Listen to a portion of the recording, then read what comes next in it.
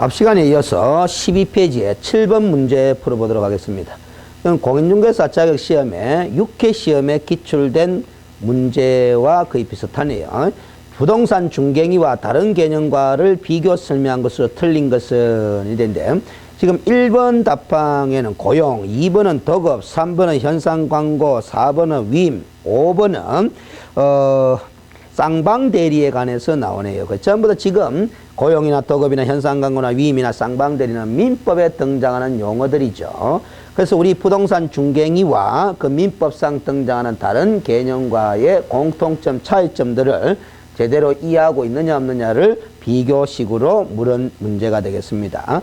1번에 고용은 제공된 노무에 의한 일의 완성이나 일정한 경과의 성분은 고려하지 않는 점에서 계약의 성립을 보수 지급 요건으로 하고 있는 중개행위와는 구별된다라는 겁니다. 그래서 우리가 부동산 중개행위는 보수를 받으려면 그 중개행위가 완성이 돼야 됩니다. 그 중개행위가 완성이 된다라는 것은 거래 당사자 간의 거래계약의 성립이 이루어져야 중개가 완성이 되고, 그래서 그 거래계약이 성립됨으로써 보수를 받을 수 있는 거죠. 그러나 민법에서 고용계약에 있어서는 일의 완성이나 일정한 결과가 이루어졌느냐, 완성됐느냐, 안 됐느냐는 고려하지 않습니다. 보수 지급에 있어서. 그래서 일정한 기간이 지나면은 당연히 일의 성부와는 관계없이 월급을 받을 수 있는 것이 고용이죠. 그 점에서 고용과 우리 중개는 좀 구별이 되는 특징이 있습니다. 2번 덕업은 일의 완성을 보수의 지급 요건으로 하고 있는 점에서 중개행위와는 같은 측면이 있습니다. 그러나 이 덕업은 일의 완성 결과 하자 발생에 따라 그 보수를 감액 청구할 수 있다는 점에서 우리 중개행위와는 구별되는 특징이 있습니다. 우리 중개행위는 중개가 완성이 되면, 즉 거래 당사자 간의 거래계약이 체결되면은 중개보수를 받을 수 있고, 일단 그 체결된 거래계약이 뒤늦게 하자가 있어서 무효가 되거나 취소, 해제가 되더라도 보수를 감액할 수 있는 것은 아닙니다. 그렇기 때문에 중개와 덕업은 그 점에서 좀 차이가 있다라는 거죠. 3번의 현상 광고는 광고로 지정된 행위의 완성을 목적으로 하는 점에서 덕업이나 중개와 유사한 점이 있으나, 그 현상 광고에 있어서 의사표시, 청약의 의사표시는 불특정 다수인에게 대한 광고의 방법으로 하는 점에서 우리 중개행위와는 좀 차이가 있다라는 거죠. 4번에 위임과 중개행위는 비슷하다는 것이 대부분의 판례 입장이기도 합니다. 그러나 중개행위는 반드시 신인관계를 기초로 하는 것이 아니고, 신뢰관계, 신인관계가 없다 하더라도 중개행위는 이루어질 수 있는 거죠. 즉 의뢰인과 개업 공인중개사 관계는 반드시 신뢰관계가 있다고 볼 수는 없다는 겁니다. 그리고 또 의뢰인과 개업 공인중개사는 중개계약을 체결할 때 유상을 원칙으로 하고 있죠. 그런데 이 문장은 영 반대로 표시를 했네요. 중개인가 반드시 신인관계를 기초로 하고 있다고 표시하고 있고, 또 중개인은 유상을 원칙으로 하지 않는다라는 거 표시했기 때문에 틀린 답항이 되겠습니다. 오히려 이걸 O 답항으로 고쳐드리면 이렇게 되네요. 중개인은 반드시 신인관계를 기초로 하지 않는다는 점과 유상을 원칙으로 한다는 점에서 구별된다, 이렇게 이야기를 하셔야 됩니다. 5번 공인중개사법은 거래당사자 쌍방을 대리한 행위를 금지하고 있죠. 우리 공인중개사법 33조에 가보시면은 금지행위 규정이 나오는데, 중개의뢰인과 직접 거래를 하거나 거래당사자 쌍방을 대리하는 행위를 하여서는 아니 된다라는 명문의 규정을 두고 있습니다.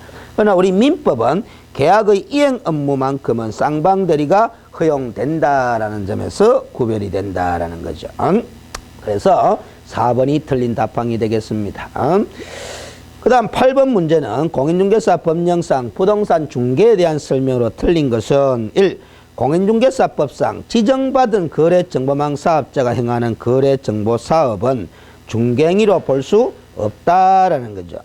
그래서 우리 공인중개사법 24조 규정에 부동산 거래정보망의 지정 및 이용에 관한 규정이 나오죠. 거기에 보면은 국토교통부 장관으로부터 거래정보사업자로 지정을 받을 수 있도록 하는 규정이 나옵니다. 그 지정받은 거래정보사업자가 행하는 사업은 거래정보사업이죠.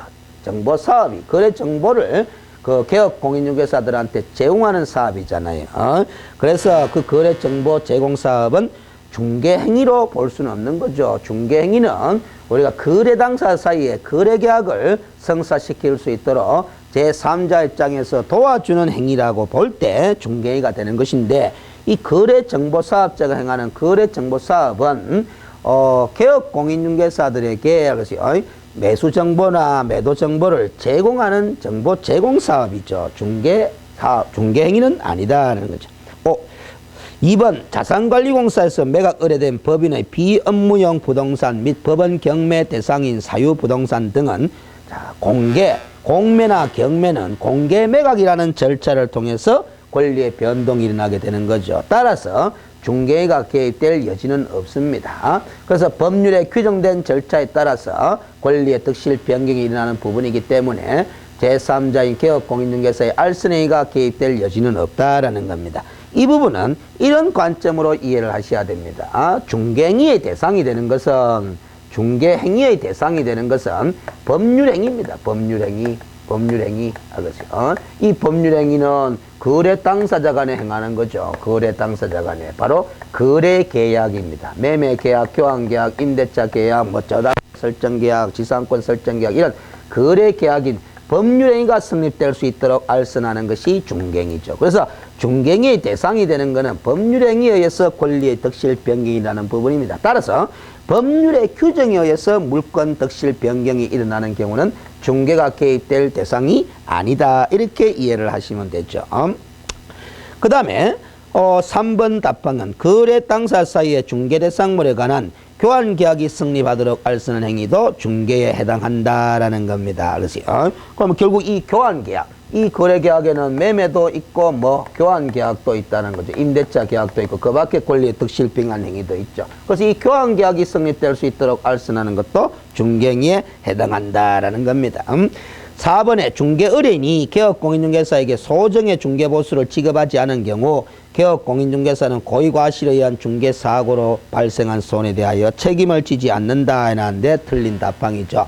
이 4번 문장과 그 다음에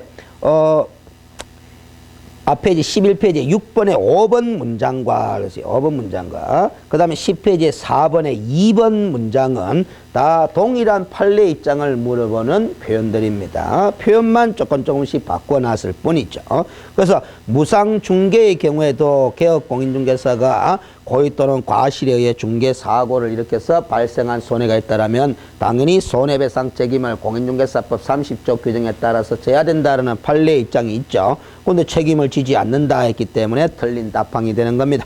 5번 중개보존이 개업공인중개사를 대신하여 중개 업무를 수행하였더라도 해당 거래계약서에 중개보존을 개업공인중개사로 기재해서는 안 된다라는 거죠. 당연히 거래계약서에는 개업공인중개사를 기재를 해야 되는 거죠. 개업공인중개사의 인적사항과 서명 및 날인이 필요한 겁니다. 그래서 중개보존의 신분을 지닌 사람이 특정한 중개 업무를 수행했다고 해가지고 개업공인중개사의 인적사항은 기재하지 않고 중개보조원을 개업공인중개사의 인적사항란에다가 기재해서는 안 된다라는 겁니다.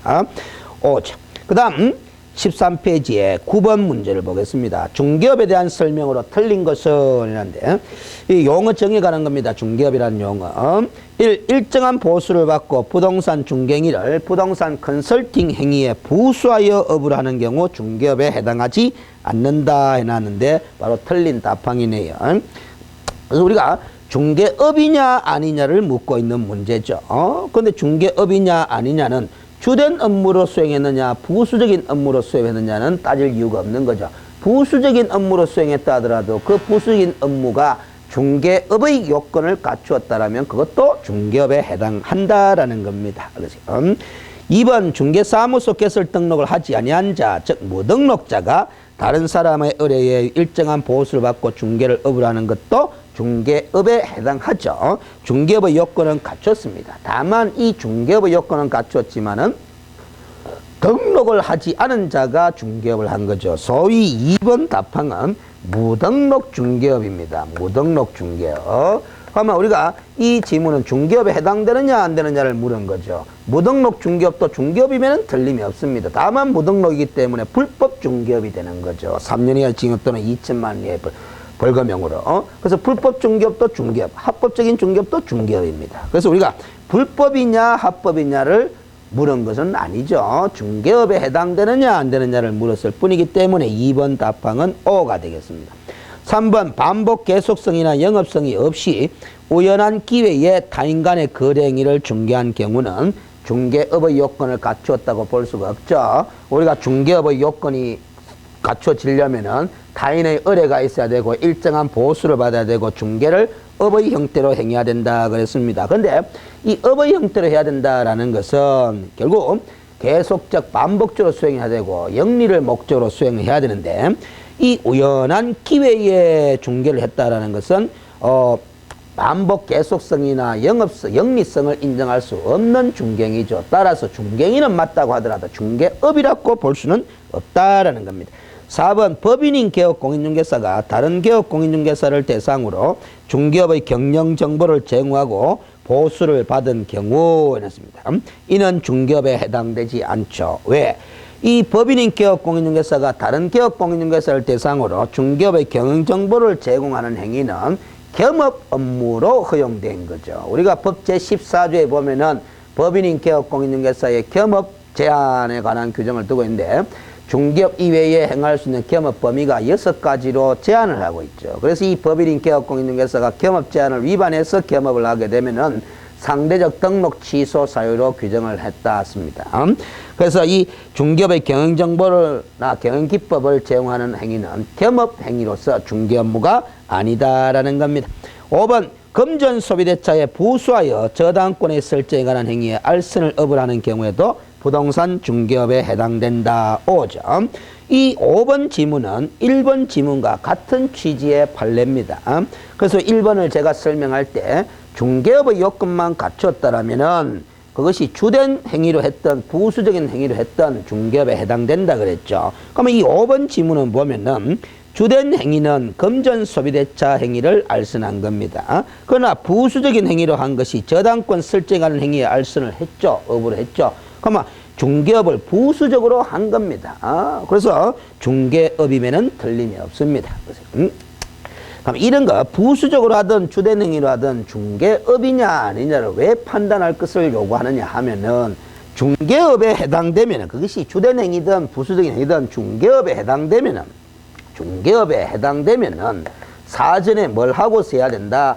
중개사무소 개설 등록을 한 다음에 중개업을 해야 된다라는 겁니다. 등록 안 하고서 중개업을 하게 되면 그것이 무등록 중개업으로서 형사처벌의 대상이 되는 것이니까. 그래서 등록을 해야 되는 경우는 어떤 경우입니까? 이리 물으면은 중개업을 영위하고자 할 때 등록을 해야 된다. 이렇게 이야기를 하는 거죠. 중개 행위를 행하고자 할 때 등록을 하는 것이 아니라 중개업을 영위하고자 할 때 사전에 등록을 해야 돼요. 그래서 이 중개사무소 개설 등록이라는 것은 중개업의 영위요건에 해당하는 거죠. 적법 영위요건에 해당하는 겁니다. 자, 그렇게 처리하시면 되겠고 10번 문제를 보겠습니다. 14페이지에 공인중개사법상 중개업에 대한 설명으로 틀린 것은 1번 보수를 받고 오로지 토지만의 중개를 업으로 하는 경우에 났습니다. 어쨌든 중개를 업으로 했다네요. 그러면 중개업에 해당되는 것이 틀림없습니다. 다만 그 중개업의 목적물이 토지로 제한되어 있다라는 거죠. 즉 중개 대상물이 토지로 제한되어 있다라고 지문을 표현하는데 우리가 고객이 불특정 다수인을 상대로 중개를 업으로 하면은 그게 중개업이지. 중개 대상물은 특정되더라도 관계가 없습니다. 그래서 우리가 토지 매매 전문 중개업, 건물 매매 전문 중개업, 이게 전문 중개업을 생각하시면 이 지문은 쉽게 되는 겁니다. 그래서 우리가 중개 대상물은 특정되더라도 중개업이냐 아니냐 영향을 미치지 않는다라는 관점이죠. 자, 그 다음 2번 지문은 중개사무소 개설 등록을 하지 않은 부동산 컨설팅 사업자가 해놨습니다. 그럼 이 컨설팅 사업자는 일단은 무등록자죠. 주된 업무에 부속해서 중개업을 한 경우에는 어쨌든 부수적으로 중개업을 했다니. 그러니까 부수적으로 중개업을 했다 하더라도 사전에 등록을 해야 되죠. 근데 등록 안 했으니까 무등록 중개업에 해당되는데도 불구하고 무등록 중개업으로 보아서는 아니 된다 했기 때문에 틀린 답항이 되겠습니다. 그래서 이 10번의 2번 지문도 결국 앞페이지 13페이지의 9번에 1번 지문이나 5번 지문과 같은 취지의 문장이 되겠습니다. 그래서 우리가 항상 공부를 할 때 표현이 다르더라도 동일한 취지의 표현이라면 머릿속에 이해식으로 공부를 하는 사람이라면 하나의 지식을 공부함으로써 여러 다양한 표현들을 처리할 수 있도록 이런 상태를 만들어야 됩니다. 3번 타인의 의뢰에 의하여 일정한 보수를 받고 토지에 대하여 저당권에 설정하는 행위의 알선을 업을 하는 경우는 중개업에 해당한다 했는데 이거는 이제 구급적인 함정을 좀 펴놨는데 자 일단 타인의 의뢰에 의하여 일정한 보수를 받고 다음에 나오는 토지에 대하여 저당권에 설정하는 행위의 알선 토지에 대하여 저당권에 설정하는 행위의 알선 이걸 두 글자로 줄이면 중개가 되는 거죠. 토지 저당권 설정한 행위를 알선하는 것도 중개행위가 맞으니까 중개로 바꿔서 읽으면 타인의 의뢰에 의하여 일정한 보수를 받고 중개를 업으로 하는 경우 이렇게 되니까 중개업이 맞죠. 4번 우연한 기회에 단 1회 건물 전세 계약을 중개를 하고 보수를 받은 행위는 중개업이라고 볼 수가 없다. 우연한 기회에 중개를 하고 보수를 받은 경우에는 반복 계속성을 인정할 수가 없으므로 중개업에 해당되지 않는다. 5번 중개대상물에 대한 권리에 득실빙한 행위를 알선하고 보수를 받지 않은 경우에는 중개업이라 할 수 없다는 거예요. 보수를 받지 않으면 영리성이 없기 때문에 중개업의 요건을 갖추지 못한 거죠. 따라서 중개업이 아니다라는 겁니다. 그래서 우리가 중개업이 되기 위해서는 이렇게 기본서 강의할 때 이야기를 했습니다. 중개업의 요건은 세 가지가 갖춰야 되는 거죠. 중개업의 요건은 첫째, 계속적 반복적으로 수행을 해야 된다 이 말이지. 둘째, 영리를 목적으로 해야 된다라는 거죠. 셋째, 불특정 다수인을 상대로 해야 된다라는 겁니다. 중개대상물은 특정되더라도 고객이 특정되면 안 된다라는 겁니다. 그래서 이 세 가지 요건이 업의 요건입니다, 사실은. 그래서 우리 중개 행위가 업이 되려면 이런 업의 요건 하에서 다른 사람의 의뢰가 있어야 되고 그래서 일정한 보수를 받고 중개를 업으로 할 때 중개업이다. 그렇게 개념 정의를 내놓고 있는 거죠.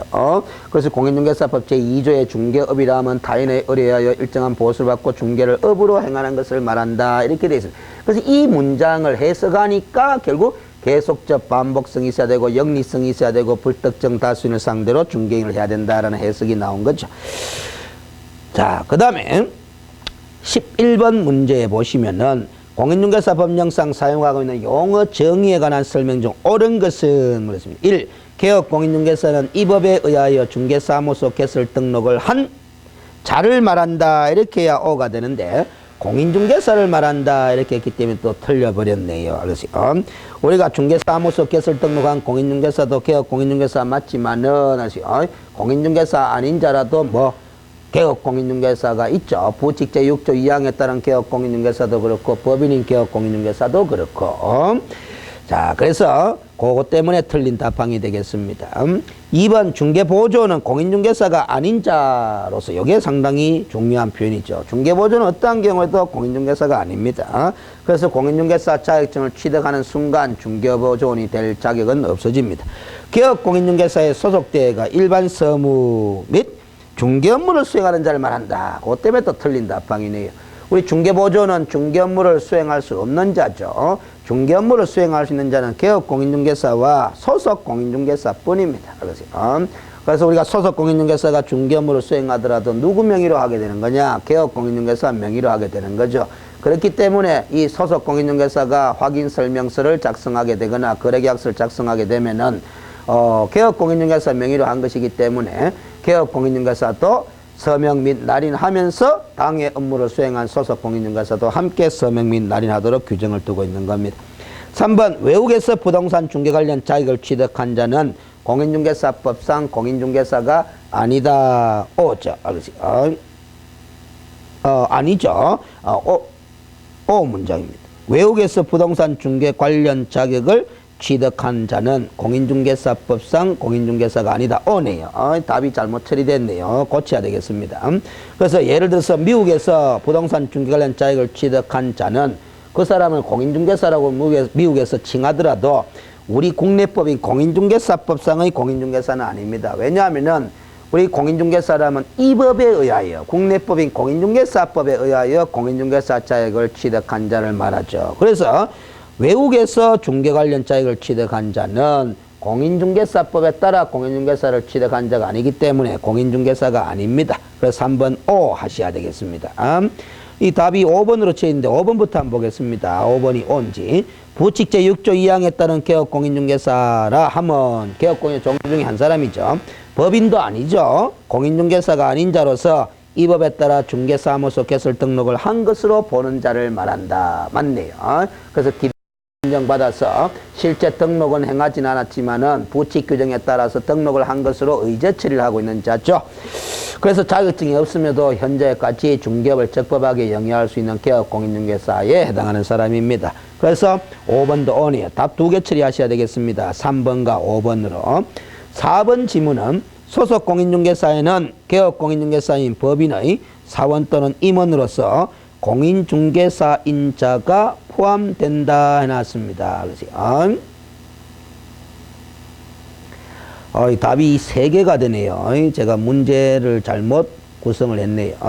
이 4번 소속 공인중개사의 개념은 이렇죠. 우리 법제 2조에 따르면은 공인중개사로서 개업공인중개사에 소속되어 중개 업무를 수행하거나 개업공인중개사의 중개 관련 업무를 보조하는 자를 말한다. 이렇게 정의해 놓고 있고, 우리가 이 개업공인중개사에게 소속된 자로서 하는데 그 개업공인중개사는 법인인 개업공인중개사의 사원 또는 임원으로서 공인중개사인 자도 포함한다라는 괄호가 붙어 있었죠. 그래서 4번도 O입니다. 그 답을 3개 처리하셔야 되겠습니다. 3, 4, 5번. 1번 확실히 틀린 답방이고 2번은 보조원인데 중개 업무를 수행하는 자를 말한다 했기 때문에 틀린 답방 확실합니다. 그래서 옳은 것은 3번, 4번, 5번입니다. 알겠어요? 3번, 4번, 5번입니다. 그래서 이 문제가 수정이 제대로 안 됐네요. 해설도 지금 4번 해설이 좀 빠져버렸네요. 문제를 완벽하게 편집을 하지 못했습니다. 죄송합니다. 그래서 답은 3번, 4번, 5번으로 하시고, 특히 4번 같은 걸 다시 보충 설명해 드리면은 제가 기본서 강의할 때 이렇게 처리를 해드렸습니다. 그래서 이게 법인인 개업공인중개사 사무실이다라고 전제를 깔면은 법인인 개업공인중개사의 경우 이 법인은 자본금 5천만 이상의 상법상 회사이거든요.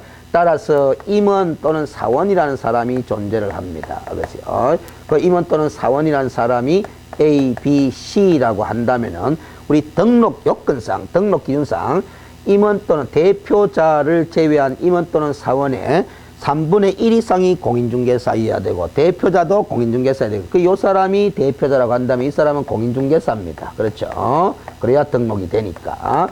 그러면 이 대표자를 제외한 나머지 임원이 2명이죠. 2명의 3분의 1 이상은 또 1명이겠죠. 이 1명이 또 공인중개사라야 됩니다. 아니면 C도 공인중개사도 관계없지만 그럼 공인중개사가 아닌 임원도 있습니다. 있을 수 있다라는 거죠. 그러면 이 임원 또는 사원 중에서 공인중개사인 자도 소속 공인중개사에 포함됩니다. 그래서 4번은 O 처리하셔야 되겠네요. 그래서 이 C라는 사람은 자격증이 없죠. 그러나 임원 또는 사원이죠. 이 사람은 중개보조원 취급을 할 수밖에 없습니다. 그래서 이 C라는 사람은 임원임에도 불구하고 중개보조원이기 때문에 공인중개사법상으로는 중개 업무를 수행한다 뭐 한다라는 겁니다. 이 AB 임원은 소속 공인중개사로 취급되기 때문에 중개 업무를 수행한다라는 겁니다. 그러나 이 AB는 소속 공인중개사로서 중개 업무를 수행하고 임원이기 때문에 회사의 경영에도 관여하지만은 이 C는 중개 보조원으로서 중개 업무 수행은 뭐하지만은 임원이기 때문에 회사 경영 업무에는 종사할 수 있다, 이런 논리가 됩니다. 그리고 이 사원과 임원이라는 것은 같은 의미로 생각하시라 그랬죠. 이 사원을 회사원의 사원으로 생각하면 안 된다 그랬습니다. 이 법인이 상법상 회사이기 때문에 주식회사일 수도 있고 유한회사, 유한책임회사, 합자회사, 한명회사일 수도 있는데 회사의 형태에 따라서 임원에 해당하는 지위를 가진 사람을 회사의 형태에 따라서는 사원이라고 부르기도 하거든요. 그래서 여기서 말하는 사원은 임원에 해당하는 사람을 말하는 것으로 그리 생각하시면 됩니다. 자, 15페이지 12번 문제를 봅니다. 공인중개사 법령상 사용하고 있는 용어 정의에 관한 설명 중 틀린 것은 1. 거래 당사 사이에 부동산에 관한 환매 계약이 성립하도록 알선하는 행위도 중개에 해당한다라는 겁니다. 알겠어요? 그래서 환매 계약도 중개의 대상이 되는 거래 계약에 포함된다라는 겁니다.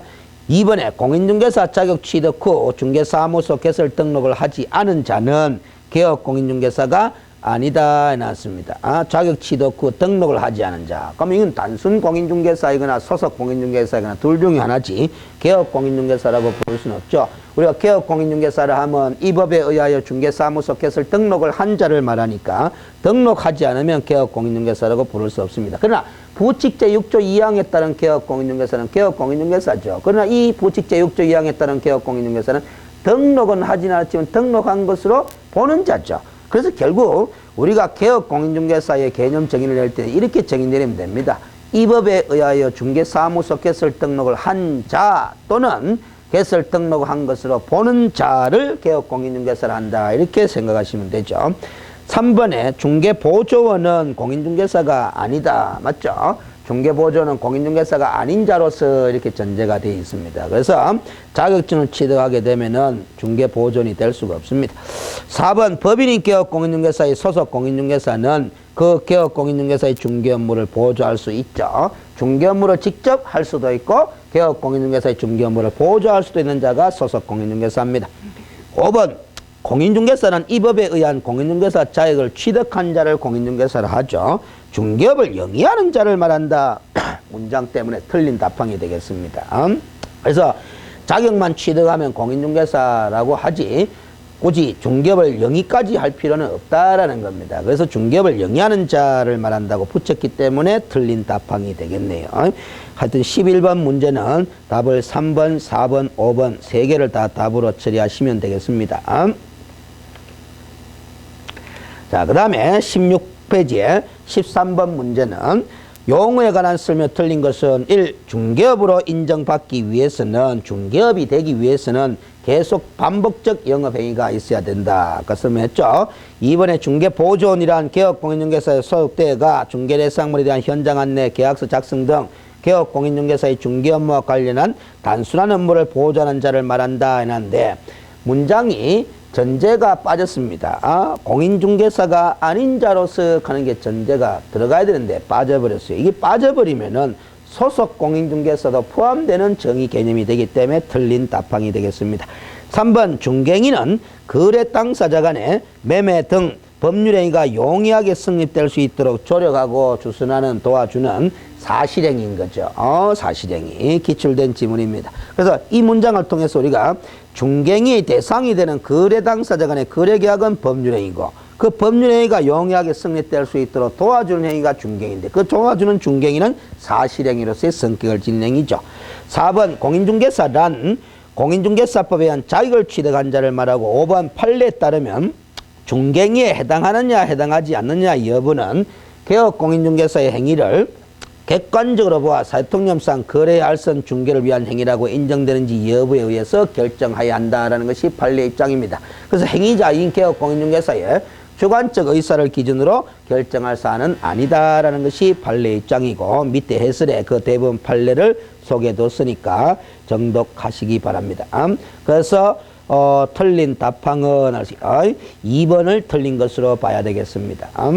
14번 부동산 중개의 이론상 유형에 관한 설명으로 틀린 것이었는데 상행위 이외에 일반 사인 간의 법률 행위를 중개하는 것을 우리는 민사중개라 그러고 그래서 우리가 부동산 매매 계약을 행하는 매도인과 매수인의 이 매매 행위는 상행위 이외의 일반 사인 간의 법률 행위라고 볼 수 있는 거죠. 그래서 혼인 행위도 바로 상행위 이외의 일반 사인 간의 법률 행위가 되겠죠. 그래서 혼인을 알선한다거나 부동산 거래를 알선하는 건 다 민사중개에 속하는 겁니다. 그래서 민사중개는 개별법에 의해서 규율받도록 하는 입법 방식을 택하고 있고 그 개별법들은 다 민법에 대한 특별법적 성격을 지니는 법이다. 그렇게 볼 수가 있습니다. 그래서 우리가 혼인중개는 결혼중개에 관련한 법률에서 규율되도록 하고 부동산 부동산 중개라는 민사 중개는 공인중개사법이라는 법에 의해서 규율되도록 이런 입법 방식을 택하고 있다 그랬죠. 2번 개업 공인중개사가 중개행위를 행함에 있어서 쌍방을 모두 중개 의뢰인으로 하는 중개 유형은 결국 단독 중개에 해당하게 됩니다. 거래 당사자 일방의 의뢰에서 알선한 중개는 공동 중개에 해당하게 된다 그랬죠. 3번 중개사무소 개설 등록을 하지 아니하고 행하는 중개, 무등록으로 행하는 중개도 중개죠. 이런 중개를 사중개라 그렇게 이야기를 하고, 중개사무소 개설 등록을 하고서 행하는 중개를 공인중개라 그렇게 이야기를 한다고 했습니다. 그래서 이 공인중개와 사중개의 구별은 자격증 유무를 근거로 구분하는 것이 아니고 등록했느냐 안 했느냐를 근거로 구별하는 개념이 됩니다. 4번 부동산 거래 정보망을 이용하여 중개하는 것은 대표적인 공동중개에 해당하는 사례가 되는 거죠. 그래서 이 거래 정보망이라는 것은 개업 공인중개사 서로 상호간에 중개에 관한 정보를 교환하는 시스템이기 때문에 정보망을 통해서 중개를 한다는 것은 정보를 공유하는, 교환하는 개업 공인중개사 상호간의 협력에 의한 공동중개 행위가 되는 겁니다. 5번 부칙 제6조 2항에 따른 개업 공인중개사의 중개행위도, 이건 부칙 제6조 2항에 따른 개업 공인중개사는 자격증은 없지만은 이 법에 의하여 중개사무소 개설 등록을 한 것으로 의제 처리되는 자죠. 그래서 등록한 자나 마찬가지입니다. 등록한 자가 행하는 중개이니까 사중개가 아니라 공인중개에 해당한다라고 해야 되겠죠. 그래서 5번이 틀린 답항이 되겠습니다. 그래서 잠시 쉬었다가 또 17페이지에 다음 주제로 문제풀이 넘어가도록 하겠습니다.